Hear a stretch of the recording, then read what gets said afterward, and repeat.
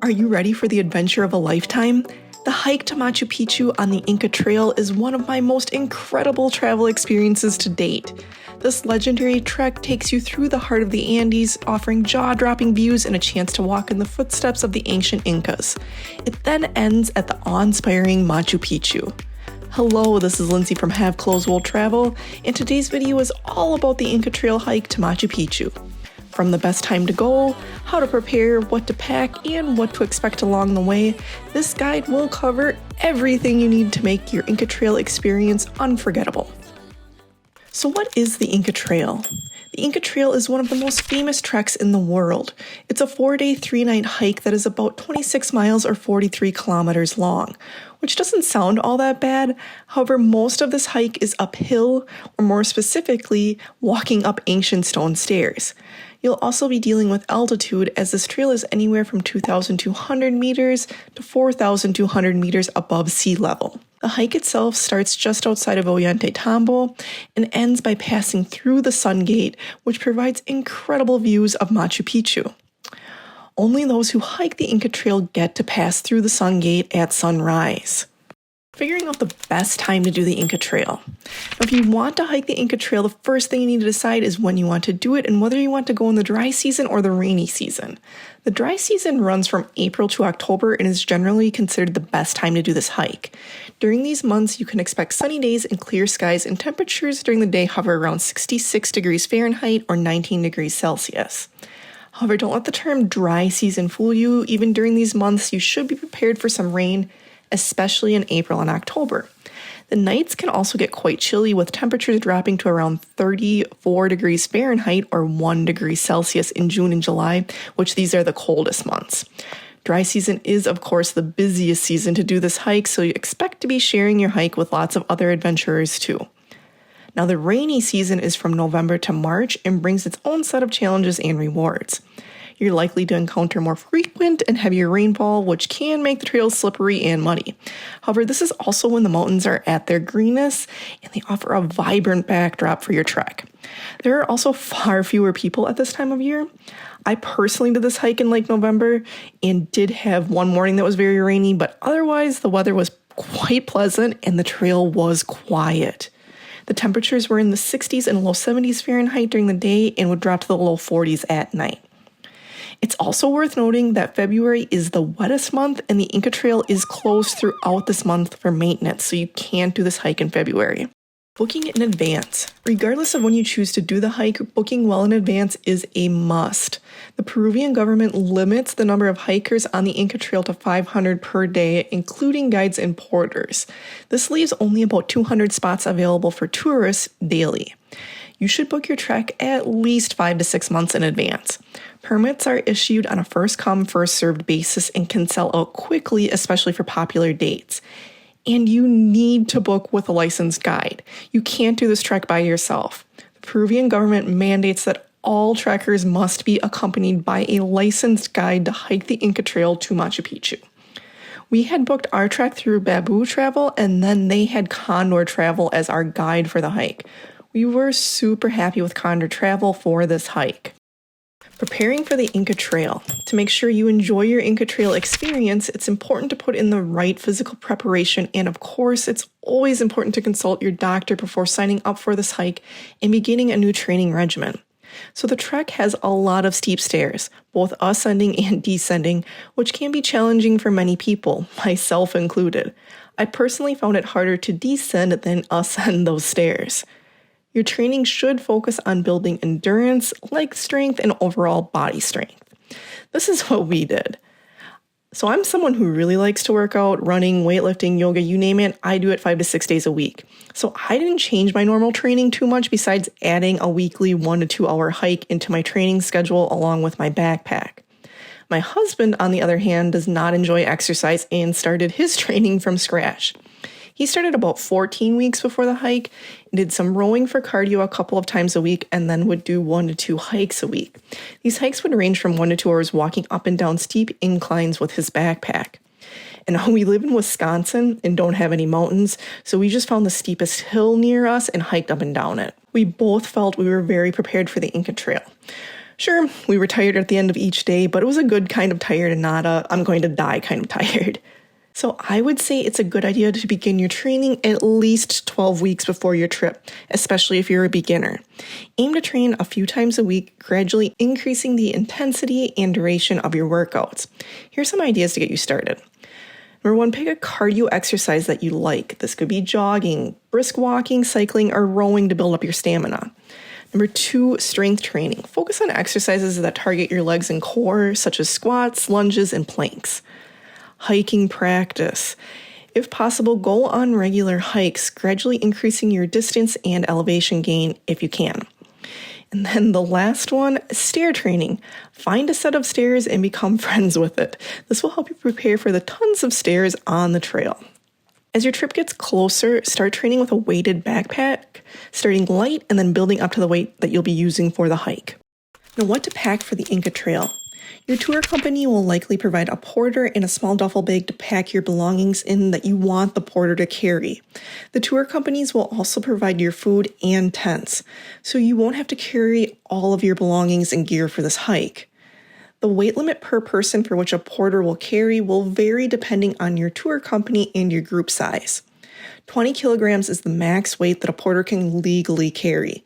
Then the allowance per person will depend on the size of your hiking group. Double check with yours before you pack. I'm going to link to a really detailed Inca Trail packing list, complete with a free printable, in the video description, but right now I'm going to give you a quick overview of some important things to bring and wear. The most important thing you need for the Inca Trail is a good pair of hiking boots with ankle support that you have broken in. Do not bring new boots on this hike. It's a good idea to have water-resistant boots too, so you don't end up with soggy socks if it starts to rain. The next most important thing is a day backpack. This is what you will carry throughout your hike with the things you will want throughout the day, such as extra layers, snacks, water, sunscreen, your camera, etc. It's up to you how much you want to carry. Most people on our hike found that a 24-liter backpack was more than sufficient. We also had the backpacks with the bladders for our water. This made it a lot easier to stay hydrated on this hike. Then you'll want comfy hiking clothes that you have tested on hikes before. Other things that are good to bring along: a headlamp, a lightweight sleeping bag or a sleeping bag liner if your tour company provides sleeping bags, power bank and your phone charger, deodorant, body wipes. This is going to serve as your shower on the hike, sunscreen, hand sanitizer, bug spray, a small lotion and lip balm, toilet paper. This is very important, and keep it in a Ziploc bag so it doesn't get wet.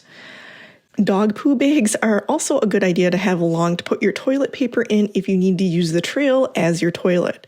I also like having them along to collect my trash throughout the hike.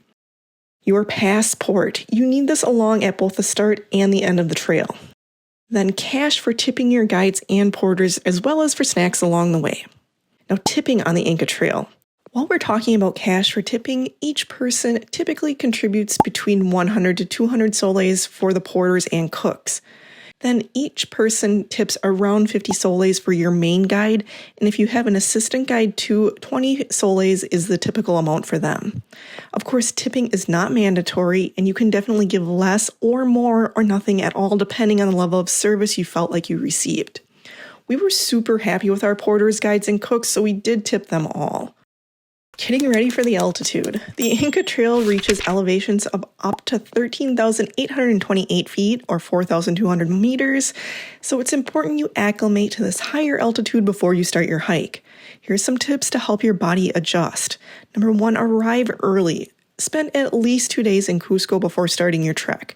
This gives your body time to adapt to the high altitude.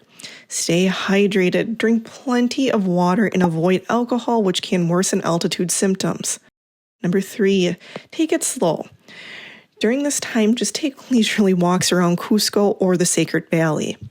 Number 4, consider altitude sickness medication. Of course, consult with your doctor about taking altitude sickness pills, as there are side effects with these.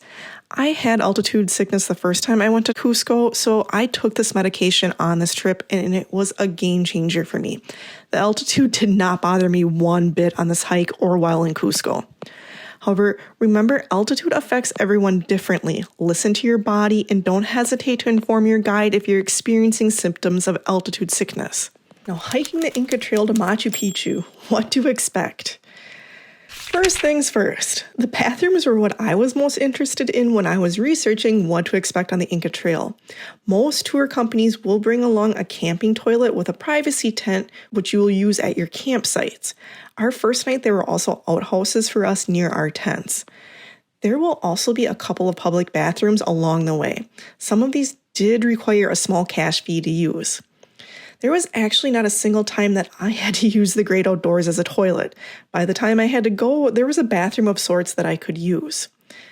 Some Inca Trail guides I read also mentioned that there are cold showers along the way. However, none of these were open when we did this hike. And frankly, it was typically around 40 degrees Fahrenheit at night, so I was not interested in taking a cold shower anyways. Being smelly for a few nights really wasn't all that bad. Next up, the food. I was really interested in what the food was going to be like on this trek. And of course, this will vary from tour to tour, but everyone I've talked to seems to agree that the food served on this hike is incredible. It's amazing what they can make along the trail. Our last night, we even had a cake. In my opinion, each meal was amazing. Our tour company even provided us snacks. Just be sure to communicate any food allergies when you book your trek.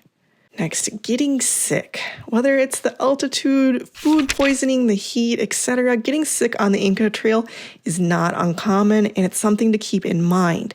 It seems that this typically happens for most hikers by the first night into the second morning. At this point, you might have to make a decision to turn around depending on how sick you are. It's really important to listen to your body. My friend did get sick the first night into the second morning. She amazingly pushed through with the help of some over-the-counter meds, determination, simply taking her time, and everyone pitching in to help carry her bag. Personally, if I had been that sick, I think I would have turned around, but everyone's body is different. Now here's an overview of what to expect on the hike itself by each day. Day 1. The Inca Trail adventure starts with an early wake-up call in Cusco. Enjoy your last hot shower for the next few days. The day starts with a bus ride to the trailhead, which is just outside of Ollantaytambo. Here, you'll get your gear situated, meet your porters, and then head out. Before you hit the trail, though, you'll go through a checkpoint where you'll need to present your passport and permit. Then the trail itself starts relatively easy with a dirt path that's much flatter than what you'll encounter in the coming days. This gentle beginning serves as a really good warm-up. For us, this was also the warmest day of the trek. We felt we could have been in tank tops and shorts on this day. And we hiked for about 5 hours total on the first day. Then the first night is spent in the community of Wayamaba. You're essentially sleeping in people's backyards for this portion of the hike. There's even a little store where you can buy snacks, beer, and Wi-Fi. This is a good night for earplugs as you can hear dogs, other hikers, livestock, etc. on this night. Day 2. The second day of the Inca Trail is notorious for how physically challenging it is, but it's also the day that will push you to new heights, quite literally. The day begins early, usually around 5 a.m., with a hearty breakfast to fuel you for the journey ahead. The first 4 hours of this hike are an uphill climb toward the infamous Dead Woman's Pass. At 4,250 meters above sea level, Dead Woman's Pass is the highest point of the Inca Trail. The final approach can be particularly challenging with steep Inca stone steps that seem to go on forever. But don't be discouraged. The sense of accomplishment when you reach the top is unbeatable, and the views here are amazing. This was also the chilliest portion of the hike as Dead Woman's Pass was quite windy. Now the descent. After conquering Dead Woman's Pass, you'll begin your descent. This 2-hour downhill trek can be just as challenging as the ascent, which honestly for me, this part was way more challenging as I have issues with my knees. Your trekking poles will be lifesavers here and help to take some pressure off your knees. The campsite on the second night is quite remote and has spectacular views. This was a chilly night for us, but it was still by far my favorite. I loved how quiet and serene this campsite was. Now, day 3 will feel like a cakewalk after surviving Dead Woman's Pass. This day is often described as the best of the entire Inca Trail journey as it's the perfect blend of breathtaking scenery, fascinating ruins, and relatively easier hiking. And this was my personal favorite day, as the Inca sites along the way were incredible to see. There were even some llamas roaming through them. This was our slowest day of hiking just because we were constantly stopping to admire the views and take photos. This was also the only day we had hard rain. We were very grateful to have along our rain gear on this day. The last night is at the Winnewana campsite. This campsite is a hive of excitement and anticipation as trekkers from various routes converge here on their last night before the grand finale. The campsite offers basic facilities including toilets and cold showers. However, again, the showers were not open when we did this hike. We just used our body wipes as showers. Some tours, like ours, even provide a small farewell celebration here, and this gives you a chance to thank your porters and cooks who have supported you throughout this journey. This is the night that you would tip your cooks and porters. This is another night, too, you're probably going to want your earplugs, as trekkers will likely be staying up much later as they celebrate. Now, the final day on the Inca Trail begins with an early start. It will be dark and you'll need a flashlight, or better yet, a headlamp. You'll have to pass through another checkpoint, show your permit and passport again. We arrived at this checkpoint before it opened and had to wait for a little while before it opened. Then after this, it's off to the Sun Gate. This hike is not too difficult other than a few minutes of hiking up the monkey stairs. That was really the only challenging part of this day. The excitement of getting to the Sun Gate has most hikers moving at a pretty brisk pace. This morning was a lot of fun. Even though when we arrived at the Sun Gate, Machu Picchu was completely covered in clouds and fog, and we couldn't see anything. This is unfortunately the risk you run when you go during the raining season, although it can happen during the dry season as well. So just prepare yourself that you might not get that incredible view from the Sun Gate. However, after descending from the Sun Gate, you'll have the opportunity to explore the magnificent Machu Picchu, and there is also another viewpoint of Machu Picchu before you enter the site, so don't worry if you don't get to see it from the Sun Gate. After you take in the views, your guide will then take you through the most significant buildings and provide insights into the history and culture of this remarkable Inca site. You'll then have some free time to explore on your own.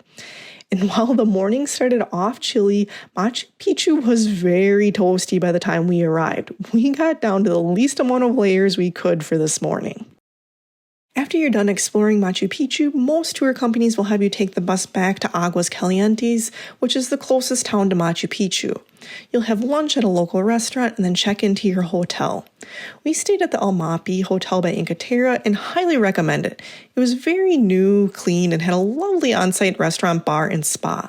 We treated ourselves to massages the next morning here, and it was the perfect way to end this experience.